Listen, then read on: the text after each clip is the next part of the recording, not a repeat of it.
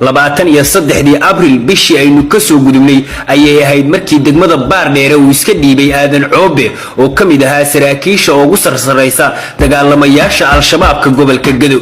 aadan cabdi turuq aadan coobe oo ahaa sargaal saameyn ku dhexle dagaalamayaasha Al-Shabab markii uu isdhiibay waxa durba bilowday tuhu soo kala dhexgala saraakiisha iyo askarta Al-Shabab.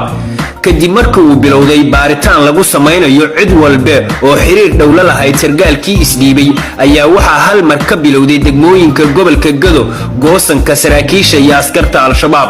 arrinta ayaa walwal iyo walaac ku abuurtay shacabka gobolka Gedo maadaama dawladda Soomaaliya ay ka gaabisay inay gobolka ka hirgeliso xarumo lagu xanaaneeyo dagaalamayaasha iska dhiiba Al-Shabab. 48 saaci ugu dambeysay gobolka Gedo dagmooyinkiisa Garbohaarrey, Baardheere iyo Doolow waxa iska dhiibay 5 dagaalame oo ka tirsan ururka Al-Shabab, qaarna ay madax yihiin halka qaar kalena ay askar ahaayeen. Cabdi Wahaab Ahmed Cabdi gudoomiye ku-xigeenka madaxa dacwaadka Al-Shabab ee gobolka Gedo iska dhiibay degmada Garbohaarrey. 2 Farxaan Salaad Cabdi Kariin madaxa sakawaadka Al-Shabab iska soo dhiibay degmada Baardheere. 3 فرحان عبدي محمود أسكري كتر سنة Al-Shabab iska soo dhiibay degmada Doolow.